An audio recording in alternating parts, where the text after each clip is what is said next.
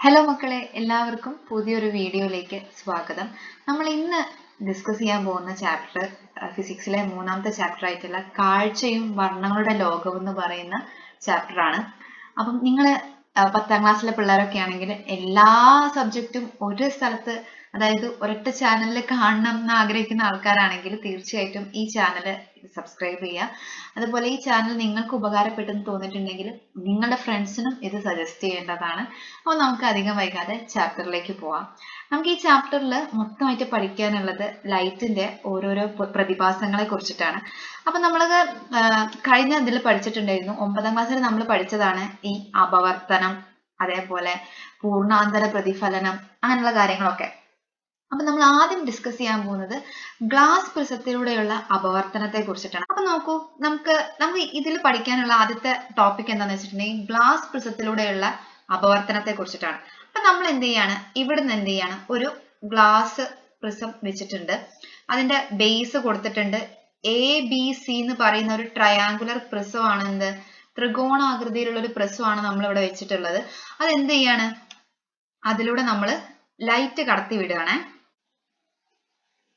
ഇവിടെ നോക്കൂ, ഒരു ട്രയാങ്കുലർ പ്രിസം ഉണ്ട്. ABC എന്ന് പറയുന്ന ഒരു ട്രയാങ്കുലർ പ്രിസം ഉണ്ട്. അതിന്റെ ബേസ് ആണ് എന്ത്, BC എന്ന് പറയുന്നത്. രണ്ട് സൈഡുകളാണ് എന്ത്, AB യും AC യും എന്ന് പറയുന്നത്. അപവർത്തനം എന്താന്ന് ഞാൻ പറഞ്ഞു. അപവർത്തനം എന്ന് പറഞ്ഞിട്ടുണ്ടെങ്കിൽ പ്രകാശം ഒരു മാധ്യമത്തിൽ നിന്ന് മറ്റൊരു മാധ്യമത്തിലേക്ക് പോകുമ്പോൾ അവിടെ പ്രകാശത്തിന് ഉണ്ടാവുന്ന ഒരു ഡീവിയേഷൻ അല്ലെങ്കിൽ വ്യതിയാനമാണെന്ന് പറഞ്ഞു. ഇവിടെ ഈ വായുവിൽ നിന്ന് എവിടേക്കാണ് ഇപ്പൊ ലൈറ്റ് പോകുന്നത്, ഗ്ലാസ്സിലേക്കാണ്. ഇവിടെ ഏത് മാധ്യമത്തിനാണ് പ്രകാശിക സാന്ദ്രത കൂടിയത്? നമുക്കറിയാം ഗ്ലാസ്സിനാണ് പ്രകാശിക സാന്ദ്രത കൂടിയത്. അപ്പൊ നമ്മൾ 9ാം ക്ലാസ്സിൽ പഠിച്ചിട്ടുണ്ട്. അത് എന്ത് ചെയ്യും, ലൈറ്റ് ഏത് ഭാഗത്തേക്കാണ് വ്യതിയാനം സംഭവിക്കുക, ലംബത്തിലേക്ക് അടുക്കുകയാണല്ലേ ചെയ്യാം. അപ്പൊ നോക്കൂ, ലൈറ്റ് ഇവിടുന്ന് ഇങ്ങനെ സ്ട്രെയിറ്റ് ലൈനിൽ ഇങ്ങനെ പോവാണ്. ഈ ഒരു പോയിന്റിൽ വെച്ചിട്ട്, ഏതാണ് ആ പോയിന്റ്, അതായത് എയും AB എന്ന് പറയുന്ന ആ ഒരു സർഫസ് ഓഫ് സെപ്പറേഷനിൽ വെച്ചിട്ട് അതിനെന്ത് ചെയ്യാണ്, ഡീവിയേഷൻ വരികയാണ്. ഡീവിയേഷൻ വന്നിട്ട് അതെന്താ ചെയ്യുന്നത്, ഈ ലംബത്തിലേക്ക് അടുക്കുകയാണല്ലേ ചെയ്യുന്നത്, നോർമലിലേക്ക് അടുക്കുകയാണ് ചെയ്യുന്നത്. അപ്പൊ അതെന്ത് ചെയ്യാ, ഇത് ഗ്ലാസ്സിലൂടെ ഇങ്ങനെ അങ്ങോട്ട് പോവാണ്. ഈ ഗ്ലാസ്സിലൂടെ പോകുമ്പോൾ പിന്നെ ഇത് അടുത്ത മാധ്യമത്തിലേക്ക് പോവാണ്, വായുവിലേക്ക് വീണ്ടും പോവാണ്. ഈ ഭാഗത്ത് വെച്ചിട്ട് ഇതിന് എന്ത് സംഭവിക്കും, അപവർത്തനം സംഭവിക്കും. നമുക്കറിയാം പ്രകാശിക സാന്ദ്രത കൂടിയ മാധ്യമത്തിൽ നിന്ന് കുറഞ്ഞ മാധ്യമത്തിലേക്ക് പോകുമ്പോൾ എന്താ ചെയ്യുന്നത്, അത് ലംബത്തിൽ നിന്ന് അകലുവാണല്ലേ ചെയ്യുന്നത്. അപ്പം AB എന്ന് പറയുന്ന സ്ഥലത്ത് വെച്ചിട്ടും AC എന്ന് പറയുന്ന സ്ഥലത്ത് വെച്ചിട്ടും നമ്മുടെ ലൈറ്റിന് എന്താ സംഭവിച്ചത്, അപവർത്തനം സംഭവിച്ചു. അപവർത്തനം സംഭവിച്ചപ്പോൾ ഇത് ഏത് ഭാഗത്തേക്കാണ്, ഈ പ്രിസത്തിന്റെ ഏത് ഭാഗത്തേക്കാണ് അതിന് ഡീവിയേഷൻ അല്ലെങ്കിൽ വ്യതിയാനം സംഭവിച്ചത്, പാദഭാഗത്തിലേക്ക് അല്ലെങ്കിൽ ബേസിലേക്കാണ് എന്ത്, അതിന് ഡീവിയേഷൻ സംഭവിച്ചത്. സോ നമുക്ക് ഇവിടെ കൊടുത്തിരിക്കുന്ന ഈ ക്വസ്റ്റ്യൻസിനൊക്കെ ഒന്ന് ഉത്തരം എഴുതി നോക്കാം. പ്രകാശത്തിന്റെ ദിശാവ്യതിയാനത്തിന് എന്തായിരിക്കും കാരണം? നമുക്കറിയാം അപവർത്തനമാണ് കാരണമെന്ന്. പ്രിസത്തിന്റെ ഏതൊക്കെ പ്രതലങ്ങളിൽ വെച്ചാണ് പ്രകാശരശ്മിക്ക് ദിശാവ്യതിയാനം ഉണ്ടാവുന്നത്? എവിടെയൊക്കെ വെച്ചിട്ടാണ്, ഏതൊക്കെ പ്രതലങ്ങളിൽ വെച്ചിട്ട്, AB എന്ന് പറയുന്ന പ്രതലത്തിൽ വെച്ചിട്ടും AC എന്ന് പറയുന്ന പ്രതലത്തിൽ വെച്ചിട്ടുമാണ് എന്ത് സംഭവിക്കുന്നത്, ഈ പ്രകാശത്തിന് ദിശാവ്യതിയാനം സംഭവിക്കുന്നത്. വായുവിൽ നിന്ന് പ്രിസത്തിലേക്ക് കടക്കുമ്പോൾ പ്രകാശരശ്മിക്ക് പ്രിസത്തിന്റെ ഏത് ഭാഗത്തേക്കാണ് വ്യതിയാനം സംഭവിക്കുന്നത്? അതായത് വായുവിൽ നിന്ന് ഗ്ലാസ്സിലേക്ക് കടക്കുമ്പോൾ, അതായത് നമുക്കറിയാം ലൈറ്റ് സ്ട്രെയിറ്റ് ലൈനിലാണ് എപ്പോഴും സഞ്ചരിക്കുക. അതായത് ഇങ്ങനെ പോവേണ്ട ലൈറ്റ് എവിടേക്ക് പോയി, ഇങ്ങനെ സ്ട്രെയിറ്റ് ലൈനിൽ പോകേണ്ട ലൈറ്റ് എങ്ങനെയാ പോകുന്നത്, ഒന്ന് ബെൻഡ് ചെയ്തിട്ട് ഇങ്ങനെയാണല്ലേ പോകുന്നത്. അപ്പൊ നോക്കൂ, അതായത് ഇങ്ങനെ സ്ട്രെയിറ്റ് ലൈനിൽ പോകേണ്ട ലൈറ്റ് അത് ബെൻഡ് ചെയ്തിട്ട് പ്രിസത്തിന്റെ ബേസിലേക്കല്ലേ ബെൻഡ് ചെയ്തത്.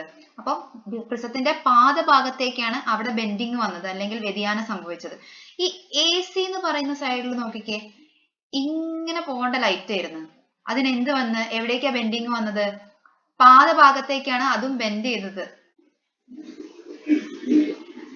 അപ്പൊ ഇപ്പൊ നമ്മൾ ഡിസ്കസ് ചെയ്ത ഈ ഒരു പിക്ചർ വെച്ചിട്ട് നമുക്ക് കുറച്ച് നിഗമനങ്ങളിൽ എത്തിച്ചേരാൻ പറ്റുമല്ലേ.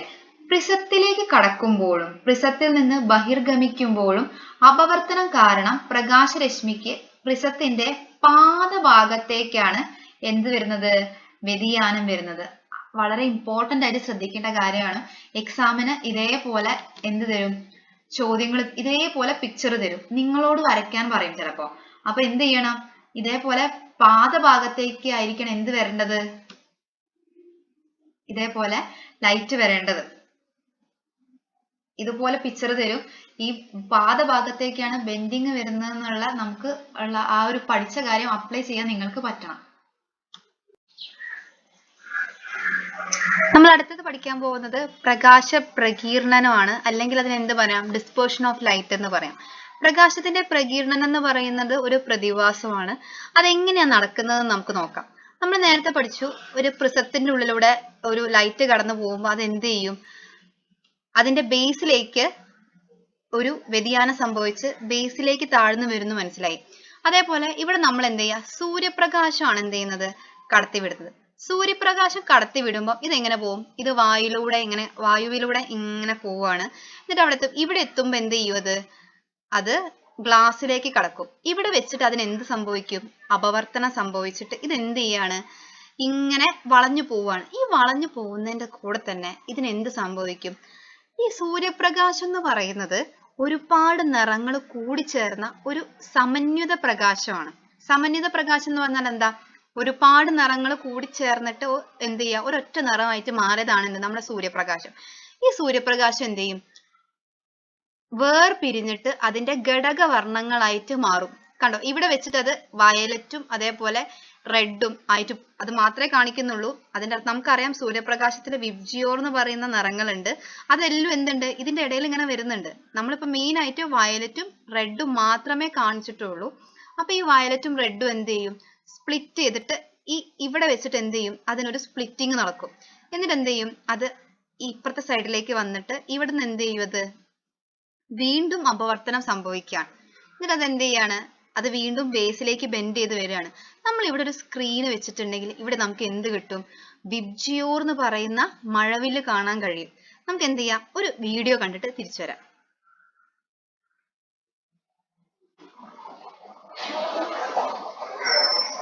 ഇവിടെ നമുക്കൊരു പ്രിസത്തിലൂടെ ലൈറ്റ് കടന്നു പോകുമ്പോൾ, അതും സൂര്യപ്രകാശം കടന്നു പോകുമ്പോൾ അത് എന്താവുന്നുണ്ട്, അതിന്റെ ഘടക വർണ്ണങ്ങളായിട്ട് മാറുന്ന ഒരു എക്സ്പെരിമെന്റ് ആണ് നമ്മൾ കാണുന്നത്. കണ്ടോ, ഏതൊക്കെ നിറങ്ങളാണ് നമുക്കിവിടെ കാണാൻ പറ്റുന്ന, violet, IndiGo, blue, green, yellow, orange, red.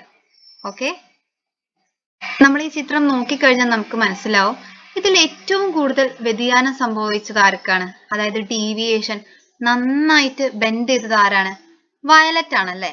പക്ഷെ റെഡിന് എന്താണ്, വ്യതിയാനം കുറച്ച് കുറവാണ്.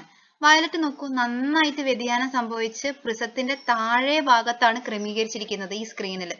അതേപോലെ റെഡ് നോക്കൂ, വ്യതിയാനം കുറച്ച് കുറവാണ്. അതേപോലെ മുകളിലാണ് എന്ത് ചെയ്തിരിക്കുന്നത്, വന്നിരിക്കുന്നത്. ഈ വ്യതിയാനം, അതായത് വയലറ്റിന് വ്യതിയാനം കുറച്ച് കൂടുതലും റെഡിന് എന്താണ്, വ്യതിയാനം കുറച്ച് കുറവുമാണ്. എന്തായിരിക്കും ഇതിനുള്ള കാരണം എന്നാണ് നമ്മൾ ഇനി നോക്കാൻ പോകുന്നത്. ടെക്സ്റ്റ് ബുക്കിലെ ഈ ചോദ്യങ്ങൾ ചെയ്തു വെച്ച് നമുക്ക് എന്ത് ചെയ്യാം, നമ്മൾ ചോദിച്ച ആ ചോദ്യത്തിന് നമുക്ക് ഉത്തരം കണ്ടെത്താം. പ്രകാശരശ്മിക്ക് വ്യതിയാനം സംഭവിക്കാനുള്ള കാരണം എന്തായിരിക്കും, നമുക്കറിയാം, അപവർത്തനമാണ്. പ്രകാശരശ്മി പ്രിസത്തിലൂടെ കടന്നു പോകുമ്പോൾ അപവർത്തനം കാരണം പ്രിസത്തിന്റെ രണ്ട് വശങ്ങളിലും വെച്ച് എന്ത് ചെയ്യും, ഇതിന് ദിശാവ്യതിയാനം സംഭവിക്കും. അപവർത്തനമാണ് ഈ ദിശാവ്യതിയാനത്തിന് കാരണം. ഈ ദിശാവ്യതിയാനം എല്ലാ വർണ്ണങ്ങൾക്കും ഒരേപോലെ ആയിരിക്കോ, അല്ല. ഒരേപോലെ ആണെങ്കിൽ നമുക്ക് എന്ത് ചെയ്യാൻ പറ്റില്ല, ആ വിബ്ജിയോർ കാണാൻ പറ്റില്ല. വയലറ്റിനുള്ള വ്യതിയാനമല്ല റെഡിന് സംഭവിച്ചിരിക്കുന്നത്. റെഡിന് വ്യതിയാനം കുറച്ച് കുറവും വയലറ്റിന് എന്താണ്, വ്യതിയാനം കുറച്ച് കൂടുതലുമാണ്. പ്രകാശവർണ്ണങ്ങളുടെ തരംഗ ദൈർഘ്യവുമായിട്ടാണ് ഇതിന് ബന്ധപ്പെട്ടിരിക്കുന്നത്. അപ്പൊ നമുക്കുള്ള ഉത്തരം ചെറുതായിട്ട് കിട്ടി തുടങ്ങി. ഈ വ്യതിയാനങ്ങൾക്കുള്ള കാരണം എന്താണ്, ഓരോ വർണ്ണത്തിനും ഓരോ തരംഗ ദൈർഘ്യമുണ്ട്. അതാണ് അതിൻ്റെ കാരണം. നോക്കൂ, വയലറ്റിന്റെ തരംഗ ദൈർഘ്യം എത്രയാ, 380 മുതൽ 440 നാനോമീറ്റർ ആണ് ആരുടെ, വയലറ്റിന്റെ തരംഗ ദൈർഘ്യം. ഇൻഡിഗോന്റെതോ 440 മുതൽ 460 വരെ. നീലയുടേത് 460 മുതൽ 500 വരെ. പച്ചയുടേത് 500 മുതൽ 570 വരെ. മഞ്ഞയുടേത് 570നും 590നും ഇടയിലാണ്. ഓറഞ്ച് 590നും 620നും ഇടയിൽ. ചുവപ്പ് 620നും 750നും ഇടയിൽ. ഇതിൽ ഏറ്റവും തരംഗദൈർഘ്യം കൂടിയത് ആർക്കാണ്, നമുക്കറിയാം ചുവപ്പിനാണ് ഏറ്റവും കൂടുതൽ തരംഗദൈർഘ്യം. എത്രയാ? 620 മുതൽ 750 നാനോമീറ്റർ ആണ് ചുവപ്പിന്റെ തരംഗദൈർഘ്യം. ഏറ്റവും കുറവായിരിക്ക 380നും 400നും ഇടയ്ക്കുള്ള വയലറ്റ്. അപ്പം എന്തായിരിക്കും ഇവിടെ നമുക്ക് മനസ്സിലായിരിക്കുന്നത്? നോക്കൂ, ആ പ്രകാശം ഇങ്ങനെ കടന്നു പോകുമ്പോൾ ആ ചിത്രം തന്നിട്ടുണ്ട്. മുകളിൽ ആരാ കിട്ടിയത്? നമുക്ക് റെഡ് ആണ് കിട്ടിയത്. താഴെ ആരാ കിട്ടിയത്? വയലറ്റ് ആണ് കിട്ടിയത്. ഇവിടെ നമ്മൾ ഓർത്ത് വെക്കേണ്ട ഒരു കാര്യം എന്താണെന്ന് വെച്ചിട്ടുണ്ടെങ്കിൽ വിബ്ജിയോർ നമ്മൾ എഴുതുമ്പോൾ നമ്മൾ ആരെയാ ഫസ്റ്റ് എഴുതുക? വയലറ്റിനെയാണ് എഴുതുന്നതെങ്കിലും നമുക്ക് കിട്ടുന്നത് ആരെയാണ്? റെഡിനെയാണ് ഏറ്റവും ടോപ്പിൽ കിട്ടുന്നത്. അപ്പോൾ ഒരു പ്രാവശ്യം കൂടി പറയാണ്, വിബ്ജിയോർ എന്ന് നമ്മൾ പറയുമെങ്കിലും തല തിരിച്ചിട്ടാണ് നമുക്ക് എന്തില് കിട്ടുന്നത്? സ്ക്രീനില് കിട്ടുന്നത്. ഓക്കെ, അപ്പൊ നമ്മൾ പറഞ്ഞു വന്നത് തരംഗദൈർഘ്യത്തിന് ഈ ഡീവിയേഷൻ വ്യതിയാനം ഉണ്ടാക്കുന്നതിൽ ഒരു വലിയ പങ്കുണ്ടെന്നാണ് നമ്മൾ പറഞ്ഞു വന്നത്.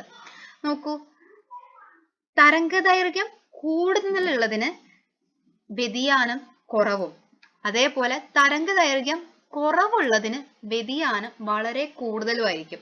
ഐഡിയ കിട്ടിയോ? നമുക്കറിയാം വയലറ്റിന് എന്താണ്? തരംഗദൈർഘ്യം വളരെ കുറവാണ്. അപ്പോൾ വയലറ്റ് എന്തായി? നല്ലതുപോലെ ഡീവിയേഷൻ സംഭവിച്ചു. പക്ഷെ റെഡിനോ? റെഡിന് എന്താണ്? തരംഗദൈർഘ്യം വളരെ കൂടുതലാണ്. പക്ഷെ റെഡിന് എന്താ സംഭവിച്ചത്? ഡീവിയേഷൻ കുറവുമാണ്. ഇൻവേഴ്സ്ലി പ്രൊപ്പോർഷണൽ ആണ് അല്ലെ? കാര്യം മനസ്സിലായില്ലേ? അപ്പൊ ഇതുവരെ നമ്മൾ എന്താന്ന് പറഞ്ഞു? പ്രിസത്തിലൂടെ ലൈറ്റ് കടന്നു പോകുമ്പോൾ അത് എന്ത് ചെയ്യും? അതിന്റെ ബേസിലേക്ക് ബെൻഡ് ചെയ്ത് വരും എന്ന് പഠിച്ചു. അതുപോലെ ഈ സമന്വിത പ്രകാശം എന്ത് ചെയ്യും? നമ്മുടെ പ്രിസത്തിലൂടെ കടന്നു പോകുമ്പോൾ അത് അതിന്റെ ഘടകവർണ്ണങ്ങളായിട്ട് വേർപിരിയുന്നു പഠിച്ചു. ഇതിനെ പറയുന്ന പേരാണെന്ത്?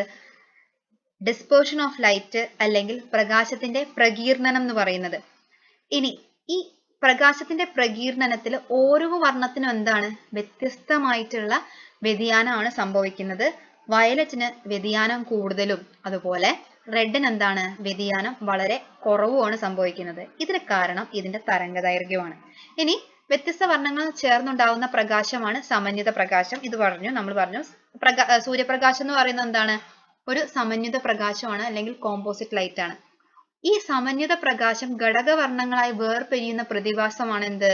പ്രകാശത്തിന്റെ പ്രകീർണനം എന്ന് പറയുന്നത്. അപ്പം ഏകദേശം ഈ ഒരു ടോപ്പിക് നിങ്ങൾക്ക് മനസ്സിലായെന്ന് വിചാരിക്കുകയാണ്. വളരെ ഈസി ആയിട്ടുള്ള ടോപ്പിക്കാണ്. ഒന്ന് മനസ്സിലാക്കി പഠിച്ചാൽ മതി. വീഡിയോ ഇഷ്ടപ്പെട്ടാൽ തീർച്ചയായിട്ടും ലൈക്ക് ചെയ്യുക, ഷെയർ ചെയ്യുക, സബ്സ്ക്രൈബ് ചെയ്യുക. Thank you.